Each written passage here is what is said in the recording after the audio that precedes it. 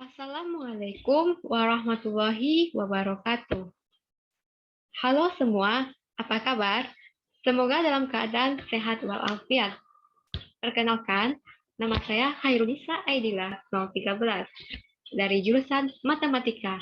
Kali ini saya akan membahas terkait tugas akhir mata kuliah Dasar-dasar Ilmu Pendidikan mengenai menganalisis permasalahan pokok pendidikan di Indonesia. Oke, nah terdapat 7 permasalahan pokok pendidikan di Indonesia. Yang pertama yaitu masalah pemerataan. Yang kedua tentang masalah kuantitas. Yang ketiga masalah kualitas. Yang keempat masalah relevansi. Yang kelima yaitu masalah efisiensi. Yang keenam masalah efektivitas. Dan yang ketujuh, masalah tenaga pendidik dan kependidikan. Oke, yang pertama, permasalahan pokok pendidikan di Indonesia. Yang pertama, yaitu ini adalah gambar dari salah satu contoh masalah pemerataan pendidikan di Indonesia.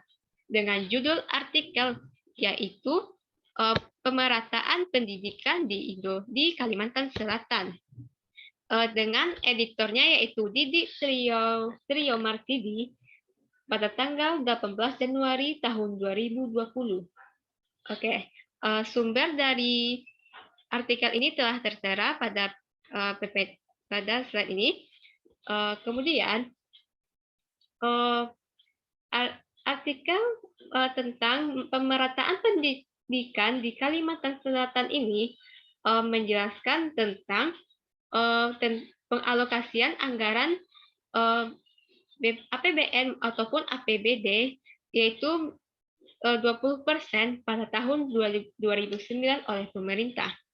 Nah, terdapat salah satu isu yang diangkat, yaitu ketiadaan tempat pendidikan di Dusun Bantumin, Desa Uren, Kecamatan Halong, Balangan. Nah, dari persoalan itu, maka masalah pendidikan ini masih menjadi pekerjaan rumah yang berat. Berikutnya, faktor yang mempengaruhi berkembangnya permasalahan dari pemerataan pendidikan di Kalimantan Selatan. Oke, faktor yang pertama yaitu pergantian kurikulum yang tidak konsisten.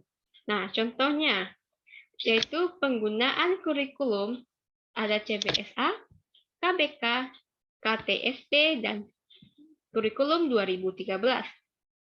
Di tengah-tengah ketidakmerataannya pendidikan di Indonesia, pemerintah tiba-tiba saja mengeluarkan kebijakan pergantian kurikulum menjadi kurikulum 2013.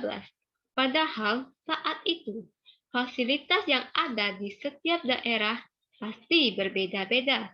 Ada yang sudah maju dan ada pula yang masih sekedarnya. Faktor berikutnya, yaitu kurangnya fasilitas pendidikan. Nah, di Indonesia, setiap daerahnya belum tentu memiliki buku pelajaran dan referensi yang sama. Bahkan, masih ada sekolah-sekolah yang buku-bukunya itu belum lengkap. Belum lagi ada sekolah-sekolah yang fasilitas laboratorium, komputer, dan kelasnya masih belum memadai. Padahal ini termasuk penunjang yang paling penting dalam proses pembelajaran. Faktor yang ketiga adalah kualitas pengajar. Mengapa kualitas pengajar ini termasuk faktor yang mempengaruhi berkembangnya permasalahan pemerataan di Kalimantan Selatan?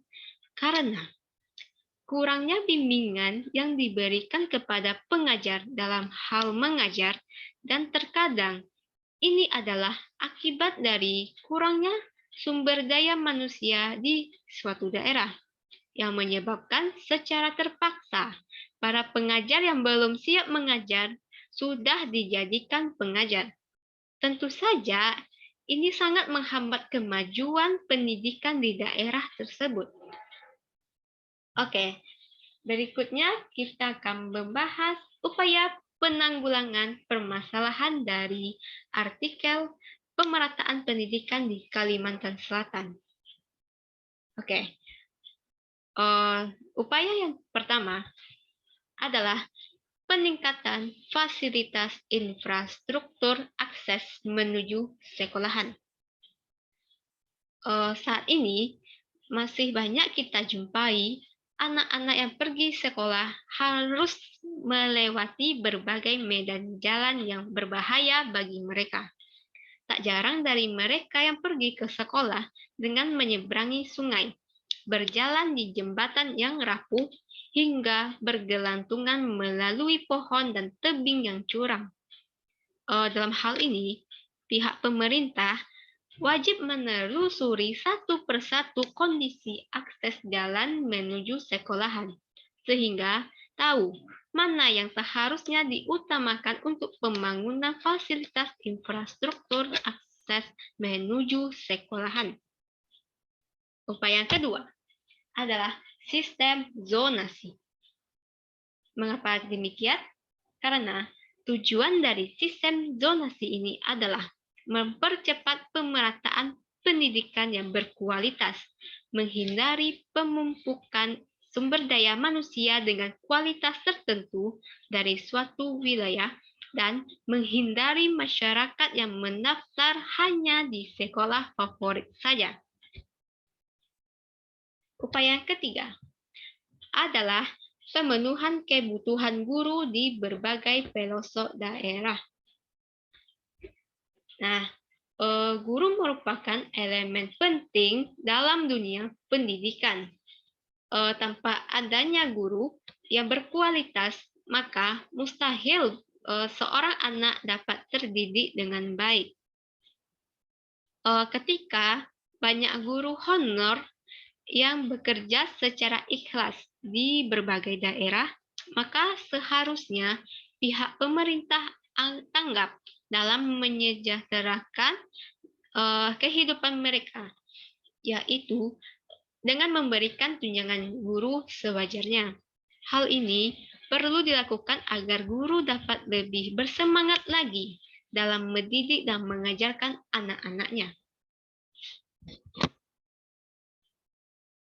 Fenomena permasalahan pendidikan di Indonesia yang kedua, yaitu masalah kuantitas pendidikan di Indonesia. Nah, dengan ini adalah salah satu contoh masalah kuantitas pendidikan di Indonesia. Dengan sumbernya telah tertera di sini. Judul artikelnya adalah 17.002 lulusan SMP di Depok tidak tertampung di SMA, SMK negeri. Artikel ini diterbitkan pada tanggal 12 Juni tahun 2021 oleh Kisar Raja Bugu. Pada artikel ini menjelaskan bahwa ribuan siswa lulusan SMP di Kota Depok tidak tertampung di SMA negeri maupun SMK negeri. Hal ini karena jumlah sekolah tidak sebanding dengan jumlah siswa yang lulus, baik SMP negeri ataupun swasta, mencapai 22.687 siswa. Sementara yang tertampung untuk SMA maupun SMK negeri hanya 5.685 siswa, karena di Kota Depok hanya ada 15 SMA negeri dan 4 SMK negeri. Oke, dari permasalahan tersebut, maka faktor yang mempengaruhi berkembangnya permasalahan kuantitas pendidikan di Indonesia. Yang pertama adalah kurangnya sarana dan prasarana di suatu daerah. Mengapa demikian?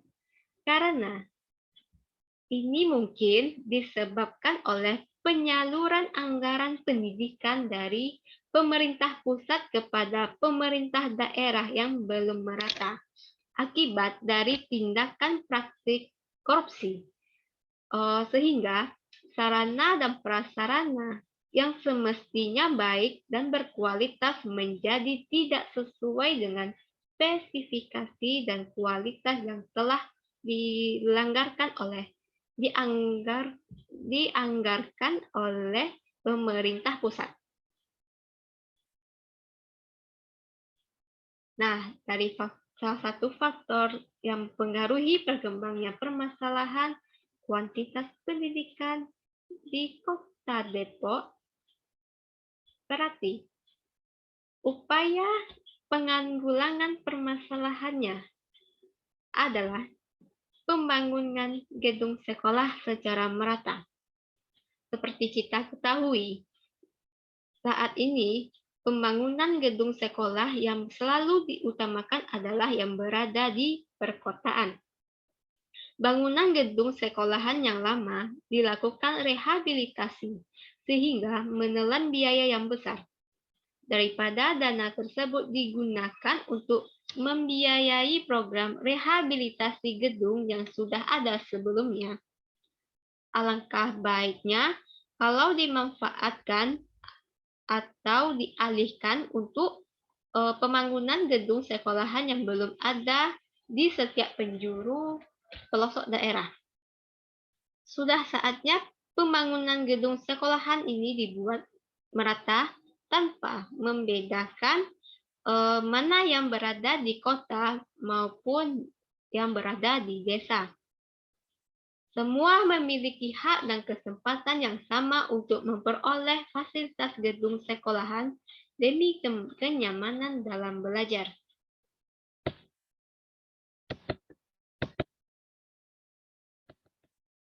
Oke, berikutnya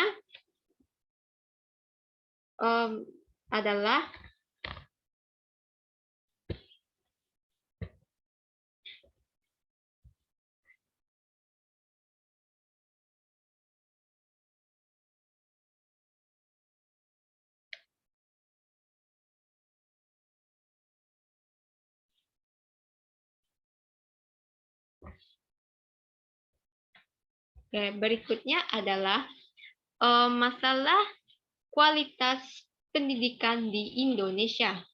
Ini adalah gambar salah satu contoh masalah kualitas pendidikan di Indonesia. Sumbernya yaitu telah tertera di slide ini.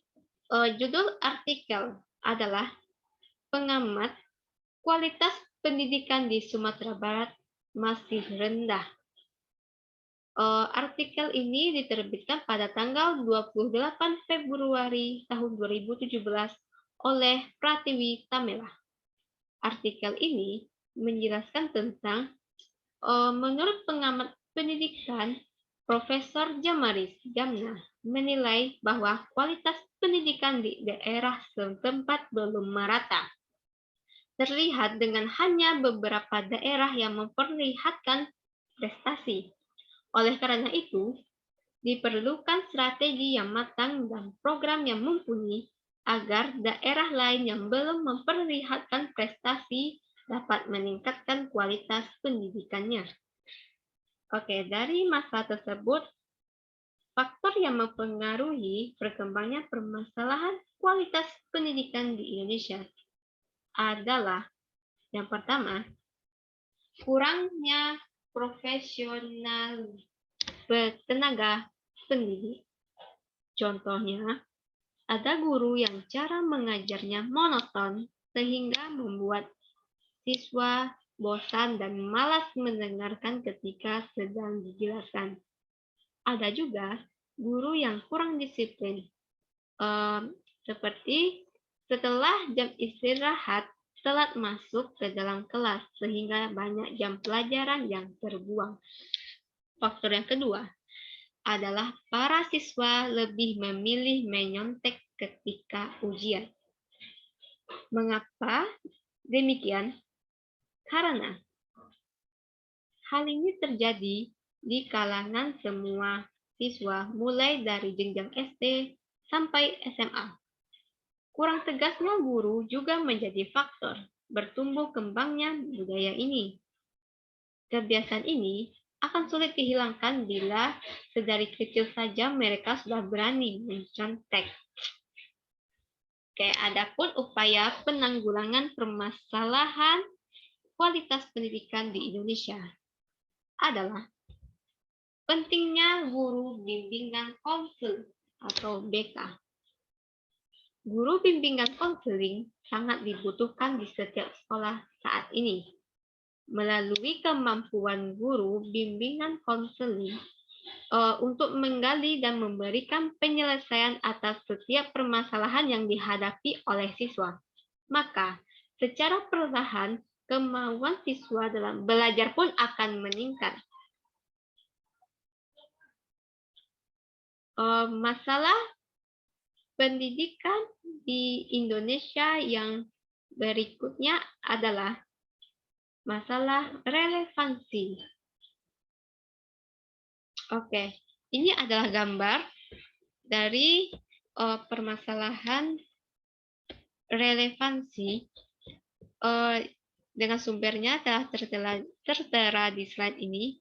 Judul artikelnya adalah lulusan SMK jadi pengangguran paling banyak di Republik Indonesia. Artikel ini diterbitkan pada tanggal 6 November tahun 2017 oleh Vicky Arianti. Pada artikel ini menjelaskan bahwa pemerintah melalui Kementerian Perindustrian telah menetapkan arah pengembangan pendidikan vokasi di Indonesia. Menurut Menteri Perindustrian Airlangga Hartarto, pendidikan tersebut mengintegrasikan pembelajaran di kampus dengan praktik kerja di industri.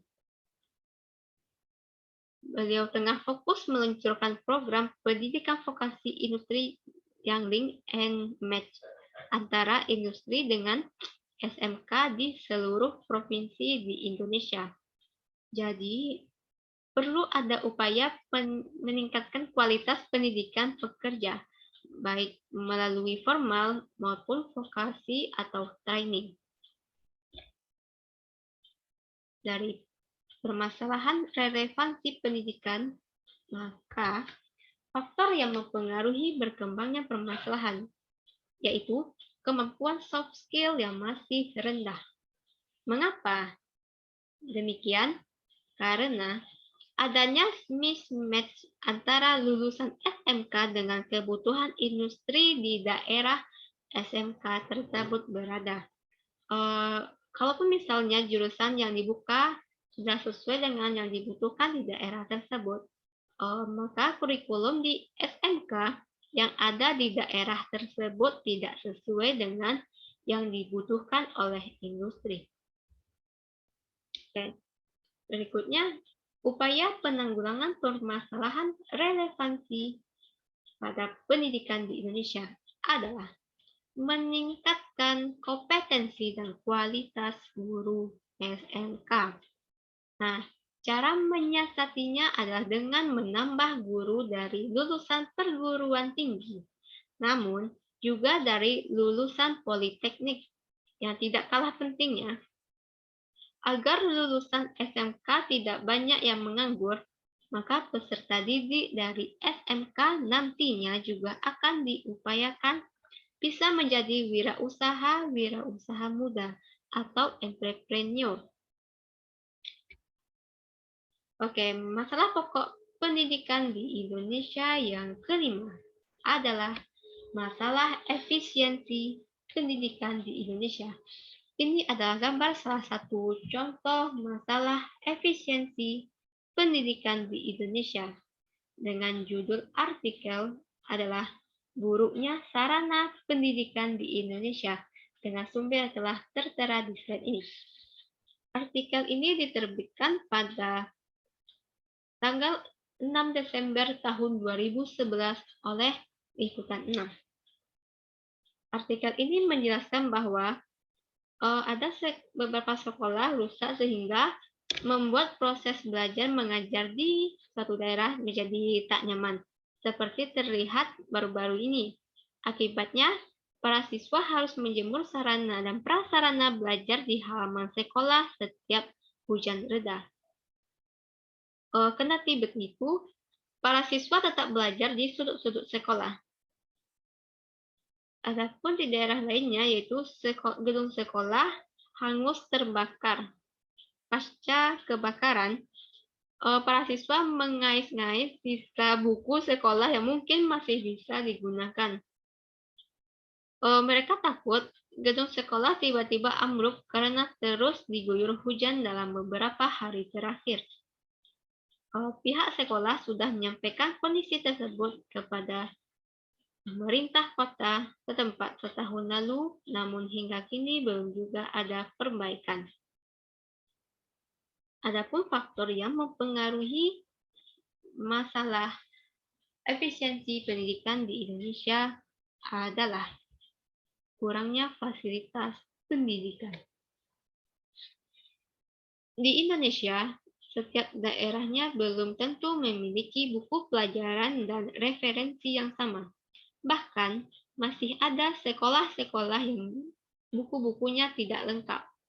Belum lagi, ada sekolah-sekolah yang fasilitas laboratorium komputer kelasnya masih belum memadai. Hal ini termasuk penunjang yang paling penting dalam proses pembelajaran. Adapun upaya penanggulangan permasalahan efisiensi pendidikan di Indonesia. Salah satunya adalah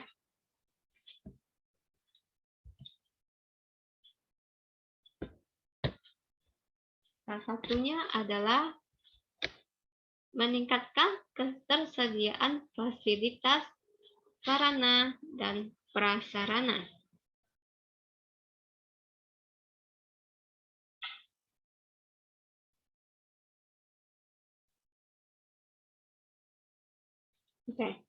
Pemberdayaan sarana dan prasarana sekolah dimaksudkan untuk mengupayakan secara mandiri dari kekurangan atau kebutuhan fasilitas, termasuk upaya menghambat kerusakan sarana dan prasarana melalui program maintenance and repair, kegiatan production-based training dan unit produksi dan jasa, rekonstruksi dari fasilitas yang sudah lama.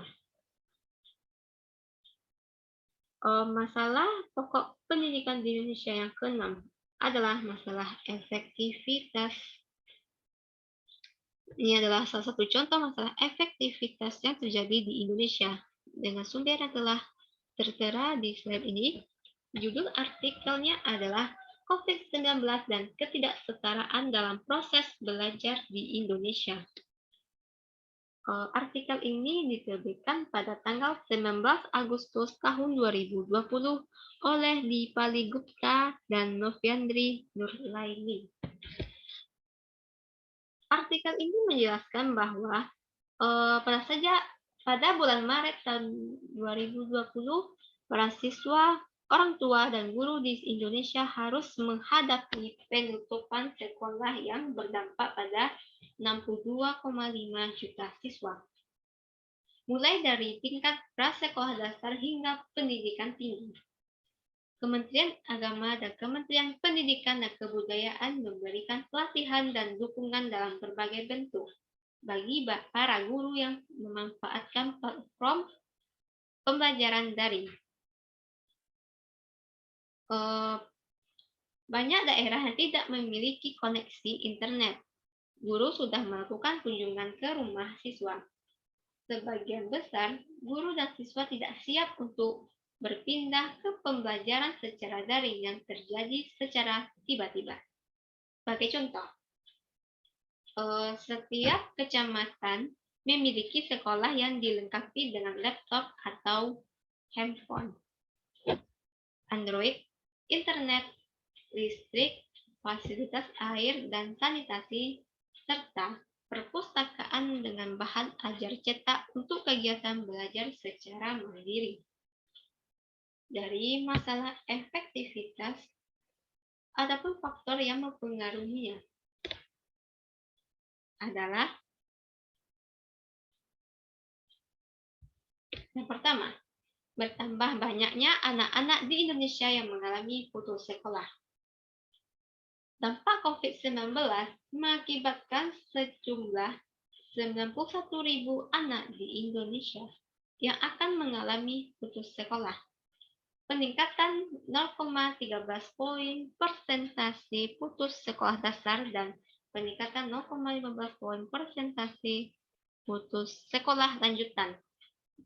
Faktor berikutnya adalah anak-anak yang kurang beruntung menjadi terdampak akibat situasi tersebut. Sebagai contoh, anak-anak yang berasal dari keluarga yang kurang mampu kemungkinan besar akan tertinggal dibandingkan teman sebaya. Mereka yang lebih mampu yang memiliki akses lebih baik pada pembelajaran secara daring. Sementara, sebagian besar anak-anak berkebutuhan khusus tidak akan dapat mengakses layanan khusus. Faktor yang ketiga adalah kerugian pendapatan seumur hidup. Jika sekolah tetap ditutup untuk waktu yang lebih lama tanpa adanya tindakan tambahan untuk mendukung pembelajaran, maka kerugian bahkan menjadi lebih besar. Oke, upaya yang dapat menanggulangi permasalahan efektivitas pendidikan di Indonesia adalah yang pertama, mengembangkan lebih banyak solusi untuk menjangkau siswa yang tidak mempunyai internet. Menyediakan dan memberikan berbagai bentuk pendekatan pendukung pembelajaran, baik itu tanpa teknologi, berteknologi rendah, maupun yang berteknologi tinggi. Meskipun program TV pendidikan Kemendikbud telah dijadikan sumber utama, akan tetapi masih diperlukan juga dukungan secara langsung. Banyak daerah yang tidak memiliki koneksi internet, guru sudah melakukan kunjungan ke rumah siswa. Dimanapun kunjungan semacam ini dapat dilakukan, maka pemerintah sebaiknya memberikan panduan tentang bagaimana melaksanakannya dengan aman dan menjelaskan bahwa dana BOS dapat digunakan untuk membayar transportasi guru. Upaya yang kedua adalah meningkatkan konektivitas internet dan melatih para guru untuk memberikan pembelajaran daring secara lebih efektif dan interaktif. Saat ini, Indonesia dapat mendukung pembelajaran dan meningkatkan ketahanan sistem melalui investasi pada pembelajaran secara daring, penyimpanan data, dan infrastruktur tahan bencana. Sebagai contoh, setiap kecamatan memiliki sekolah yang dilengkapi dengan laptop atau handphone Android, internet, listrik, fasilitas air dan sanitasi, serta perpustakaan dengan bahan ajar cetak untuk kegiatan belajar secara mandiri. Upaya ketiga adalah mengidentifikasi dan mendukung mereka yang tertinggal dengan metode pengajaran yang berbeda. Ketika sekolah dibuka kembali, berbagai upaya sebaiknya dilakukan untuk mengidentifikasi kesenjangan belajar para siswa, memberikan dukungan tambahan kepada siswa yang pembelajarannya paling terdampak secara negatif, dan membedakan metode pengajaran berdasarkan tingkat pembelajaran mereka. Pengembangan kapasitas profesional para guru yang berfokus pada metode pembelajaran yang berbeda-beda disarankan untuk menjadi bagian dari upaya ini. Penilaian formatif Dan pengelompokan berbasis kemampuan ini dapat menjadi bagian permanen dari upaya peningkatan praktik pengajaran pasca COVID-19. Upaya yang keempat adalah mendukung siswa yang kurang beruntung untuk kembali ke sekolah. Pemerintah, baik di tingkat nasional maupun daerah, mengambil langkah-langkah tambahan untuk memastikan bahwa mereka yang paling rentan putus sekolah, seperti siswa dari keluarga yang kurang mampu dan anak-anak yang lebih tua yang membantu pendapatan rumah tangga, dapat tetap terdaftar di sekolah. Langkah pertama ini bisa berupa komunikasi dan sosialisasi yang jelas seputar pembukaan kembali sekolah, dengan penjangkauan khusus termasuk kunjungan rumah kepada mereka yang paling berisiko. Masalah pokok pendidikan di Indonesia yang terakhir adalah masalah tenaga pendidik dan kependidikan di Indonesia. Ini adalah gambar salah satu contoh permasalahan tenaga pendidik dan kependidikan di Indonesia. Dengan sumber yang telah tertera di slide ini, judul artikelnya adalah Krisis Tenaga Pendidik atau Guru di Papua. Artikel ini diterbitkan pada bulan Maret tahun 2014 oleh Felix Mingus DG. Artikel ini menjelaskan bahwa kondisi realita yang terjadi di Papua sangat jauh dari hasrat anak asli Papua yang haus akan pendidikan yang memerdekakan mereka. Salah satu contoh peristiwa adalah di sana terdapat berbagai operasi militer yang pernah terjadi selama ini. Selain itu, banyak juga terjadi pembunuhan yang selalu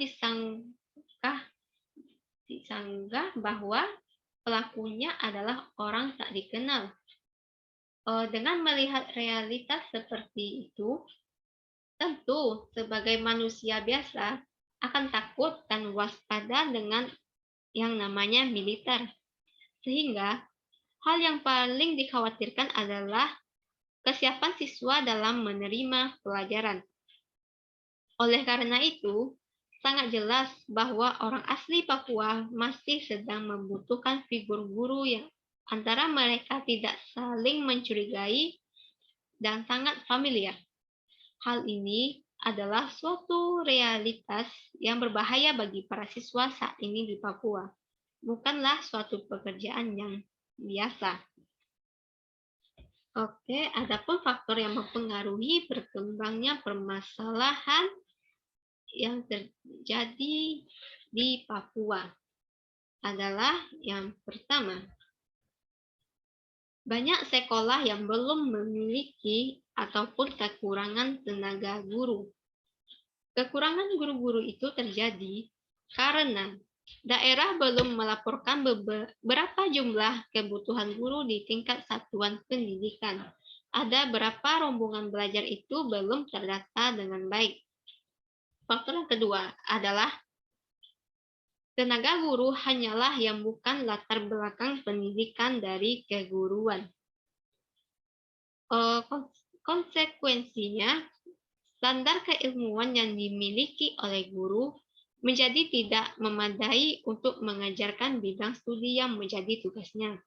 Bahkan, tidak sedikit guru yang sarjana maupun yang tidak berlatar belakang sarjana pendidikan, sehingga hal itu bermasalah pada aspek pedagogik.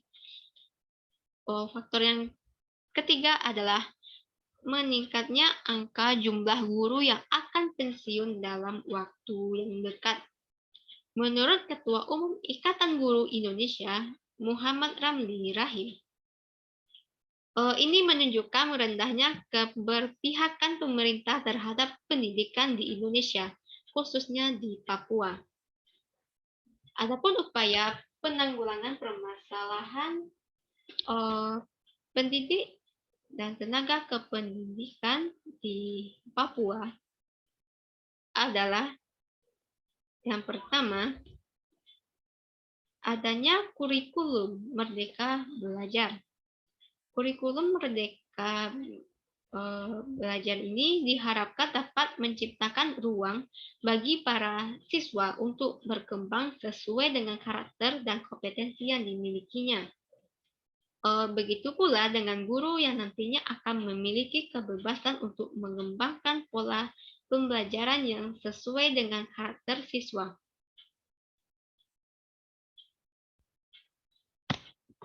Oke, upaya yang kedua adalah mengurangi diskriminasi terhadap orang Papua.